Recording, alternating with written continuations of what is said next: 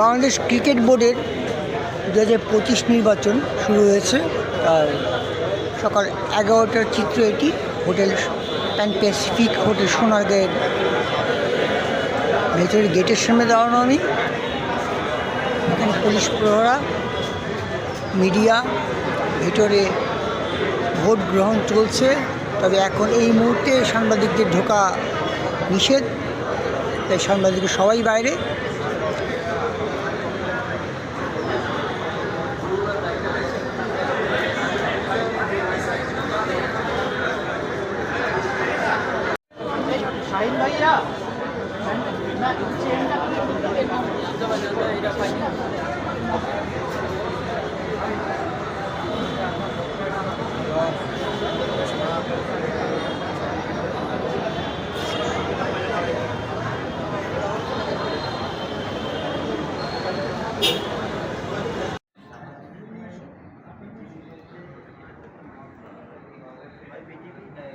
এটি হোটেল সোনারগাঁয়ের দোতলায় মিডিয়াদের সাংবাদিকদের জন্য এটি বসার ব্যবস্থা করা হয়েছে এবং একটি ডিজিটাল স্ক্রিনের ব্যবস্থা হয়েছে, যেখানে সাংবাদিকরা বসে দেখতে পাচ্ছে ভোট কিভাবে হচ্ছে। এখানে সাংবাদিকরা বসা, তবে বেশিরভাগ লোকই বাইরে গেটের সামনে দাঁড়ানো পরিস্থিতি বোঝার চেষ্টা করছে। তবে এখানে অল্প সংখ্যক সাংবাদিকই আছেন। ভোট চলতেছে।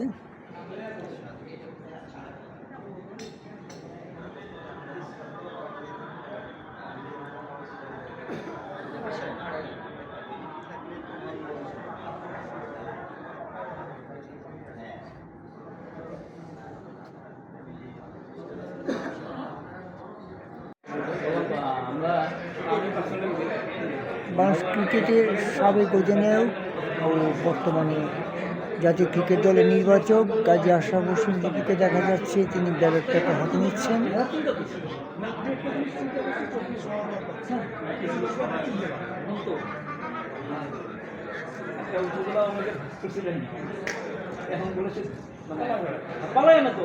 গাজী আশরাফ হোসেন লিপু বিভিন্ন সংস্থা, শিক্ষা প্রতিষ্ঠান, অন্যান্য বুথে ঢুকে গেলেন।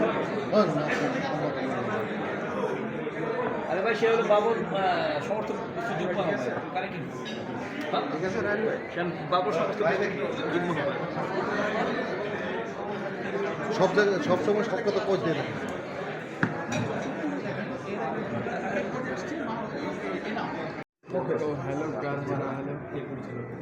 বাংলাদেশ ক্রিকেট বোর্ডের নির্বাচনী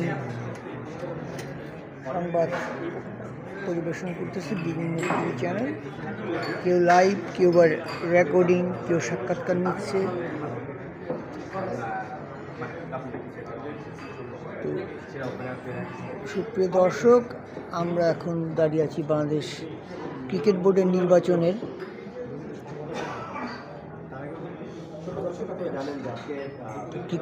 নির্বাচনের পেছনে দেখা যাচ্ছে ডিজিটাল স্ক্রিনে। আর এই ডিজিটাল স্ক্রিনটি আসলে স্থাপন করা হয়েছে মূলত হোটেল সোনারগাঁয়ের দ্বিতীয় তলায়। আর একতলায় ভোট গ্রহণ চলতেছে। এখন ভোট প্রায় শেষ পর্যায়ে, এখন বিকালের দিক। তবে বাংলাদেশ ক্রিকেট বোর্ডের নির্বাচন বলতে যেটা বোঝায়, এত বছর যেটা আমরা দেখে এসেছি, আপনারা দেখতেই পাচ্ছেন বুথ খালি।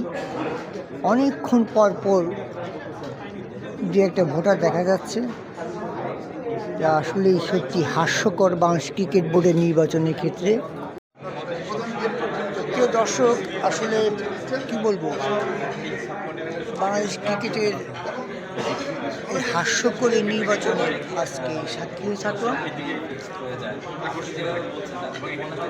মজার ব্যাপার হচ্ছে যে এটা মানে ভোট বলবো নাকি গেট টুগেদার পার্টি, আর কিছুই না। নিচে গেটের বাইরে কিছু সাংবাদিক দাঁড়িয়ে আছে।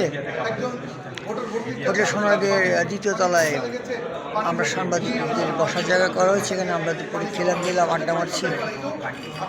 অনেকে সাক্ষাৎকার দিচ্ছে, অনেকে অনেকে বাইট দিচ্ছে, অনেকে আছে খাওয়া দাওয়া শেষ করে বাইরে চা খাচ্ছে। অতীতের যে নির্বাচনগুলো গেছে বিসিবি, সেগুলোতে এই দৃশ্য ছিল না। কাউন্সিলরদের পদচারণা এখানে মুখরিত থাকত বিসিবি নির্বাচন, আজ সেটা অনুপস্থিত। এবং সকাল থেকে এ পর্যন্ত হাতে গোনা গুটি কয়েক ভোটারকে দেখলেও যে পেছনেও দেখতে পাচ্ছেন বা স্ক্রিনে, ওই যে একজন যাচ্ছে অনেকক্ষণ পর।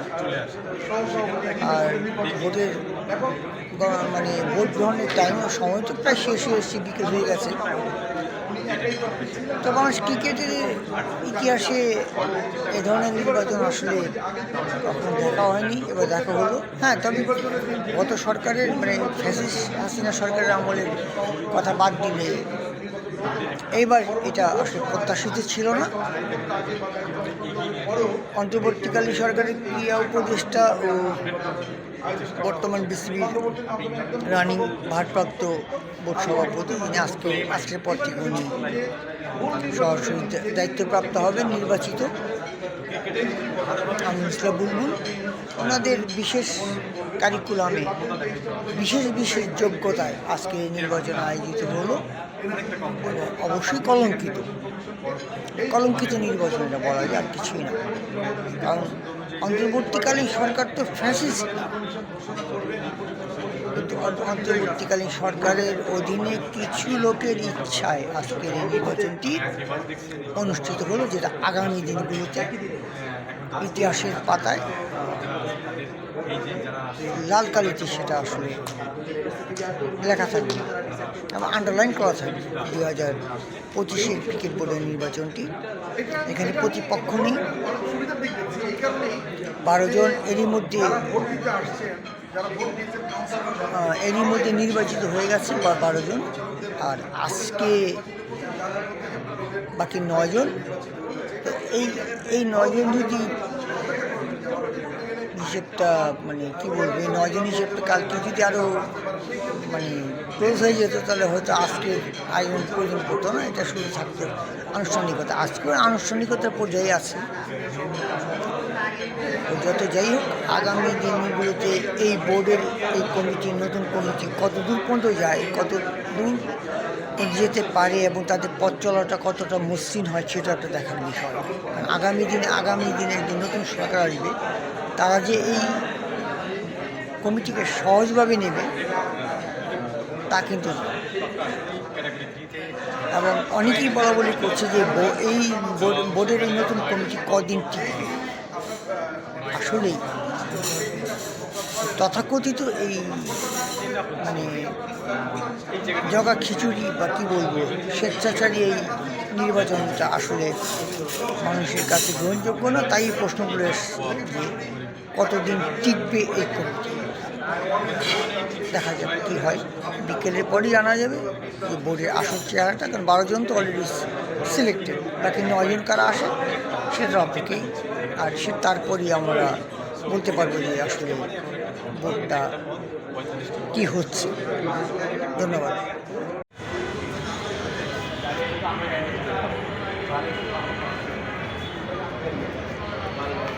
বিসিবি নির্বাচন শেষ বিকেল,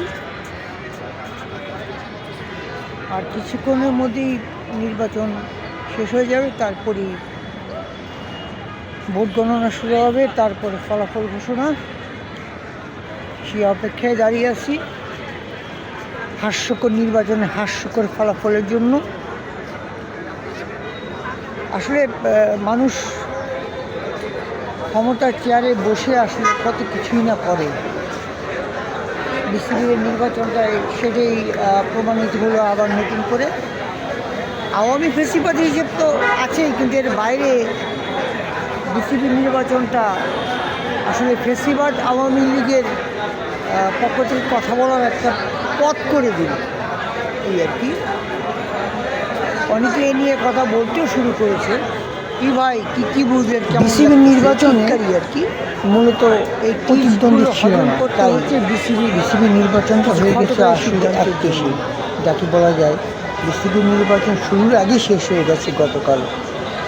12 জন পরিচালক আগেই নির্বাচিত হয়ে গেছেন। চেয়ে দেখুন, এটা হোটেল সোনারগাঁয়ে ভোট কেন্দ্র স্থাপন করেছে বিসিবি। এখানে যেখানে কাউন্সিলরদের বা ভোটারদের পদচারণায় রীতিমতো দাঁড়ানোর জায়গা থাকে না, সে জায়গা পুরোটাই ফাঁকা, তাই মানুষ নেই বললেই চলে, অর্থাৎ ভোটারই নেই, হাতে গোনা গুটি কয়েক ভোটার ভোট দিয়েছে। এই হচ্ছে বিসিবি নির্বাচন।